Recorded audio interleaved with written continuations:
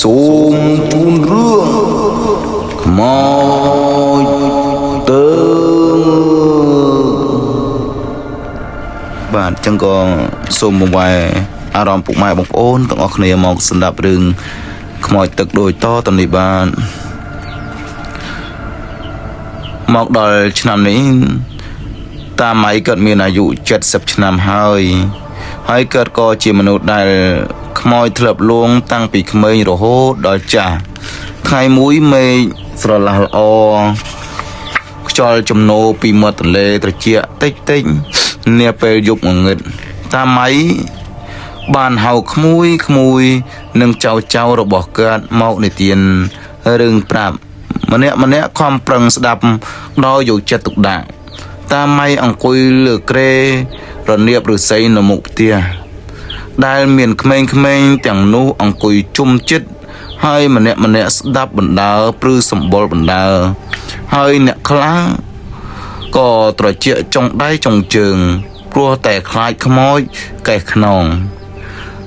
ទោះជាខ្លាចយ៉ាងណាក៏ដោយក៏ពួកគេក៏នៅតែជក់ចិត្តស្ដាប់នឹងតាម៉ៃនិទានរឿងនេះតែម្ដងបាទដូចជាកាលខ្ញុំនៅទូចដែរបាទកាលហ្នឹងក៏មានការនិយាយរឿងខ្មោចនិទានរឿងខ្មោចម្ដងម្នាក់ភ័យព្រឺតែឆ្អឹងខ្នងហ្នឹងបាទព្រឺតែឆ្អឹងខ្នងទាំងអស់គ្នាមួយអត់ចង់ហ៊ានសំបីតាពេលខ្លះនិយាយរឿងខ្មោចមានអ្វីធ្លាក់មកក្តៀងក៏ភ័យគិតតែខ្លាចខ្មោចដែរបាទកាលហ្នឹងទូចភ័យមែនមានការនិយាយរឿងខ្មោចពេលយប់លប់អញ្ចឹងគឺការភ័យអស់នេះបាទយើងស្ដាប់បន្តទៀតតាម៉ៃបានរៀបរាប់ថាកាលពីតាម៉ៃអាយុ10ឆ្នាំគេបានងូតទឹកទន្លេជាមួយក្មេងៗដូចគ្នាក្នុងក្រុមមួយហើយក៏បានលេងដេញចាប់គ្នាក្នុងទឹកពេលមានក្មេងម្នាក់ជាអ្នកចាំទីធ្វើស្វាបាទកាលហ្នឹងគេចូលចិត្តលេងណាក្នុងទឹកខ្ញុំក៏ចូលចិត្តលេងដែរមុជរាវរោគចាប់គេក្រៅពីនេះជាអ្នកលឹបចេញលឹបចូលបើមុជចាប់បានចំអ្នកណាអ្នកនោះហើយជាអ្នកចាំទីម្ដងមួយស្របក់ក្រោយមកស្រាប់តែមានដៃត្រជាក់មករាវប៉ះចំជើងតាម៉ៃកុមារម៉ៃក៏ងើបឡើងសួរថាឯងមកពីណាហើយនោះក៏និយាយតបវិញថាខ្ញុំនៅភូមិចិត្តនេះឲ្យខ្ញុំសុំលេងផងកុមារម៉ៃនិងកុមារខ្មោចងើបពីទឹកជជែកគ្នាកុមារម៉ៃក៏ស្រែកប្រាប់ពួកក្មេងៗថានៅវើយអត់ឯងមានគេមកសុំលេងជាមួយយើងពួកយើងមិនបាច់ហត់ទីទេឲ្យវាធ្វើស្វាចាំទីរហូតទៅរួចហើយក៏ពួកគេក៏មកនិយាយប្រាប់កុមារខ្មោចទឹកនោះថាឯងជាអ្នកចាំទីហើយត្រូវងូតទឹកដេញចាប់ពួកយើងមកខ្មោចនោះក៏បានឆ្លើយតបវិញថាអីចឹងក៏បានកុមារទាំងអស់រួមគ្នាទាំងខ្មោចទឹកលេងជាមួយគ្នាយ៉ាងសប្បាយមួយសន្ទុះធំក្រោយមកកុមារម៉ៃជំនុំគ្នាថាអាមួយនេះពូកែលឹបទឹកណាស់ដៃវារាវចាប់ជើងយើងអានេះផងអានោះផងឥឡូវយើងនាំគ្នាទៅលេងលើគោកម្ដងវាចាំទីទៀតរួចក៏ពួកគេនិយាយទៅកាន់កុមារខ្មោចទឹកថាឯងត្រូវខ្ទប់មុខបិទភ្នែកអោនក្បាលចុះពេលណាយើងស្រែកគូកទៅឯងបើកភ្នែកហើយដេញចាប់ពួកយើងហើយនោះកុមារខ្មោចក៏បានឆ្លើយថាបាទបងបាទការលេងបិទពូនរបៀបនេះធ្វើឲ្យពួកក្មេងៗមានព្រៀបជាងកុមារខ្មោចព្រោះថាក្មេងៗខ្លះអាចឡើងទៅលើចុងឈើខ្លះពូនក្បែរដើមរាំងគុំព្រៃគុំឫស្សីលាក់ពេលកុមារខ្មោចរត់ចុះទឹកក្រុមកុមារម៉ៃរត់ឡើងគោកពួកគេលេងជាមួយគ្នាយ៉ាងវិវក់រហូតដល់ថ្ងៃជិតត្រង់កំពុងតែហូរកញ្ជ្រៀវសបាយស្រាប់តែមានសំឡេងស្ត្រីចំណាស់ម្នាក់ស្រែកហៅកូនអាពៅមកផ្ទះវិញធ man này hơi ai nâu ai na lên đó na tia về nó cầm của mà máy mưa một nửa linh long hai con đồng nè sầm lần ruột mơ tàu lơ chỉ đang tuần lệ canh khơi mặt đai rồi bỏ luôn sải hào ruột cho ruột láng của mà máy nghĩa tàu còn đà tuần lệ khơi mọi sợi phao lần một mặt của ở lại rồi ai mình nó có đa lơ tức chua tàu rong mặt đai rồi bỏ kế của mà máy sải giang khlang tha ở đây ơi khmoi luôn ở đây khmoi luôn khmoi tức luôn với mình rót bạn trường sò priết khla đu ngà trường khla đu cặp mông pe tàu đọp tía nè khlang cái đầu khuôn rồi nghe như nhựa chư pi bay ngày tèm đòn lúc đó ta mày miền vây chấm tuống nâu rồi xịt ngày mùi cái ban tàu chọn cố có bài trong cả bồn ban lư sầm lên pru pra khôn trong cả bọn tớp máu có lư sầm lên tùng pìa bồn nâng cạch bồn prao mình o chất kê có rất đồng đấy cốp tàu lơ một đồng nú sầm lên nú có ngắt bạt mùi plate coi máu có lưm đồng tiền mấy có ruột đồng đầy cúp prosman tha chỉ trụ rư có cố chô xì bột bông tay bông khơi sát ở vầy lời xông lên nó còn nấu tay bằng tó mình oa chất mày có đài chô tàu không trong cả lưu chô đo bằng tay xông lên mình nấu pro cro lô bàn sải làng tha chôl mò đào ôi lươn mò máy có lần mặt tọp prosmanแต่บองchỉ đồn mùi rồi bọc lún tha gì bong pro bàn pốt sòng ngóm đột hộp tay mà này anh về nó có mọi nó có bàn tọp anh thà đào ôi lươn mò bạn chủ đẹp tha xâm lên nướng cười chỉ xâm lên máu cho bạn kết có chập đầm prư bà hai còn nghĩa ruộng mơ mà cha xâm lên không trong cả bốt có bùng khơi kết có ngơ một bàn tích khơi mà nụ pro còn po pro hai 3 mét nơi ruộng một rồi lẻ rồi lùi lúc đây cho bạch có kết bản chân mình nhanh cụ ở khai kết có rót đạm mề proi rồi có sải tha chui phong khmoi không trong cả bốt chỗ đòi vây cầm lóng máy chia mình hộ sàn á pro lục ngày muối kết bàn cho tàu rây tức nấu ai mật cầm puống có ban khơi bồ mà nè khmau tuôngอายุประมาณสบายไปจะเกิดได้อังกุยยังสลิมสกัดใบมุกตมตันเล่ไม่เหมือนบ้านจับอารมณ์เตะเกิดกระแตปีเรยตึกยุกตบเตียยุบกันแต่งเงิดเกิดเรยตึกบานจิตดอบเชิงตัวหายก็โนแต่เคยบรอนนู้อังกุยสมกกโดยกวลเชิมมันกำราคลุนซ้อโดยมันอ่อยเจ็ดเกิดก็ได้ต่อสู้ท่านั่นเนี่ยกำล้อไอ้โนจำหน่อยนะมอยตึงมันจิงได้สลับแต่เงือบชั่วเงียมุกหมอกเมียนในกระหอมทลายสัจมุกหามอุ้ยระเลระลุยเงียหมอกรกเกินรุยก่อโลดโจลตึกโปร่งบัดสมาวเติบเกิดเงียบอารถเจ้าดองไรหนึ่งทงตึกเปิดดอกเตี้ยแต่ไม่กระทาขโมยในหายเจียขโมยโปรได้ทลับหนึ่งเลงบัดปูนจมูยอันปีขเมงกาลึกมุน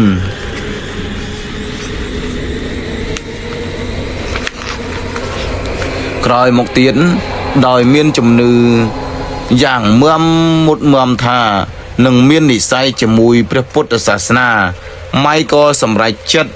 บูเชียประสังนไอวัดมุยขนงเนียมเชียประสังเน้นไม้เชียประสังดออุสากราวปีตันติงทั่วบัลลัยเน้นไม้ช่วยทั่วกิจการวัดมันเอาประเจ้าอัติกาเตือเจ็ดเลย